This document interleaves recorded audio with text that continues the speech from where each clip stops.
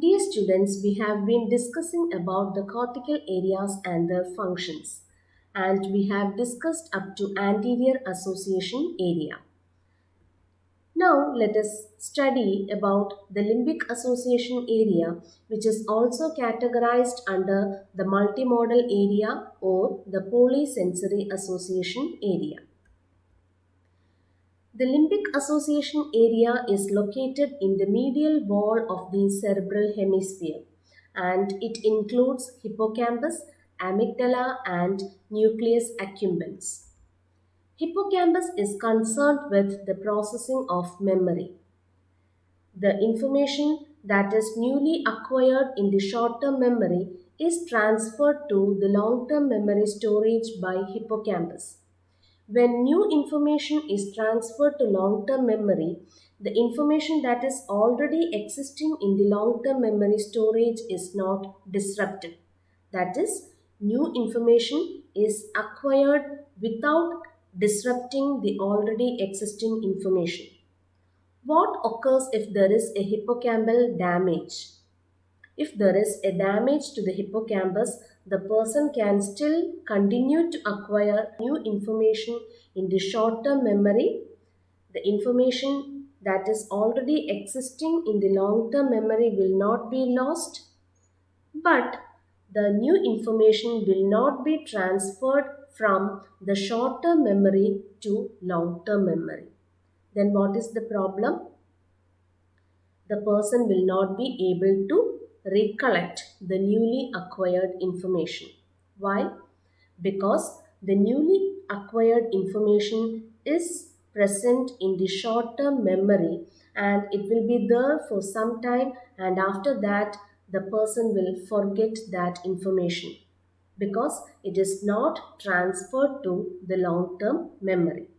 Hence, he is not able to recollect that information. That is the problem that occurs if there is a damage to the hippocampus. The long term memory is of two types, that is, explicit memory and implicit memory. Explicit memory is called declarative memory, and implicit memory is called procedural memory. Here you can see the difference between explicit memory and implicit memory.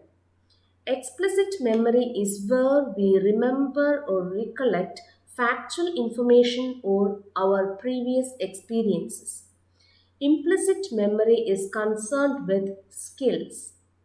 Skills or procedures for doing something will automatically come from a person and we do not have to recollect them consciously.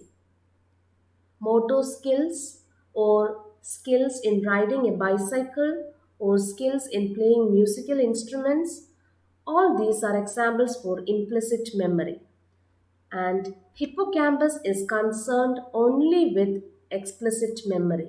It is not involved in the processing of implicit memory. If there is any damage to the hippocampus, the implicit memory will not be affected and the person can still be able to acquire new motor skills. For example, a person with hippocampal damage can learn to ride a bicycle, but after that, he won't be able to recollect whether he has ever rode a bicycle or when and where he has rode a bicycle. Why? Because learning to ride a bicycle is a motor skill for which implicit memory is involved, and remembering the events related to bicycle riding is factual for which explicit memory is involved. Explicit memory is again divided into semantic memory and episodic memory. Semantic memory stores factual information and concepts, and episodic memory stores information related to specific personal experiences. Suppose we are narrating an incident which occurred in our life. We are able to recollect and explain the events in sequence, and also we are able to explain when and where the event occurred.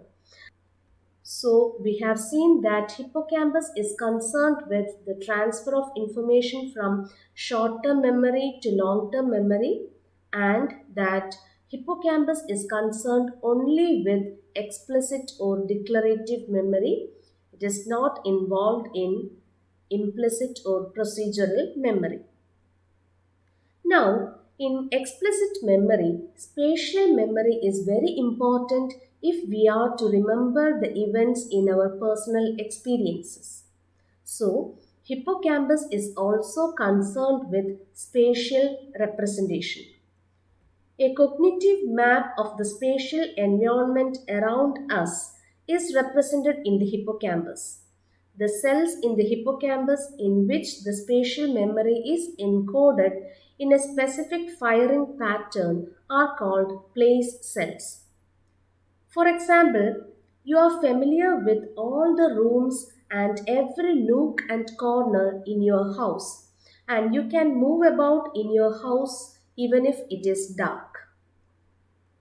Suppose if you woke up in the midnight and you want to switch on the light, you can move towards the switch and you can switch on the light without much difficulty, even if it is dark.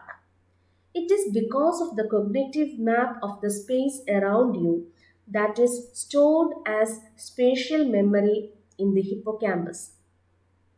This spatial memory works well only in places where you are familiar with. When you are at a new place, this spatial memory can develop only after you get sufficient time and experience to get familiarized with the place, or only after long term potentiation of the hippocampal neural circuits. Now, moving on to the next component of the limbic association cortex, that is amygdala. Amygdala is important for emotional response and memory of faces. Are you able to recognize these faces? Yes. Amygdala is concerned with the recognition of faces. And this facial recognition is important for social cognition. If there is a damage to the amygdala, emotional response and social behavior will be affected and fear conditioning will be lost. Amygdala is important for instinctive behavior. Instinctive behavior occurs as a result of specific stimulus. They are innate abilities that are present from birth onwards and are not learned. Some simple examples of instincts are fear of loud noises, fear of falling, then grasping response with hands exploring surroundings, crying to express pain, distress, and hunger, sounds and facial expressions conveying pleasure, happiness, or sadness.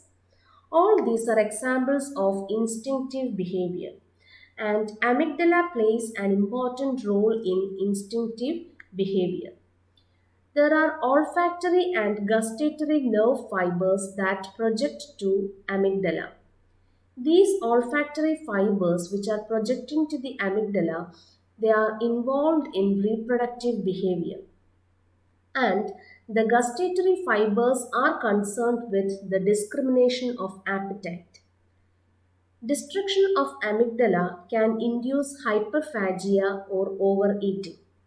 Similarly, if there is a lesion in the amygdala, it can cause psychic blindness. What is psychic blindness? The person will be having perfect eyesight, but he cannot recognize the object because of the inability to associate the optic signals with the memorized concept of that object, or because of the inability to recognize the emotional importance of the event. The last component of limbic association cortex is the nucleus accumbens. If there is a rewarding stimulus, for example, if a chocolate is offered or if your name is announced to receive a trophy or medal, then there will be a locomotor drive to get that reward. Nucleus accumbens provides the locomotor drive. When we are happy, sad, excited, etc., our body language will be different, and nucleus accumbens controls the body language when we are at different states of emotions. We have dealt with the sensory areas and its sub areas, that is unimodal area and multimodal area, and all the functional sub areas. Now, what is left is motor area. It will be discussed in the next class. Thank you.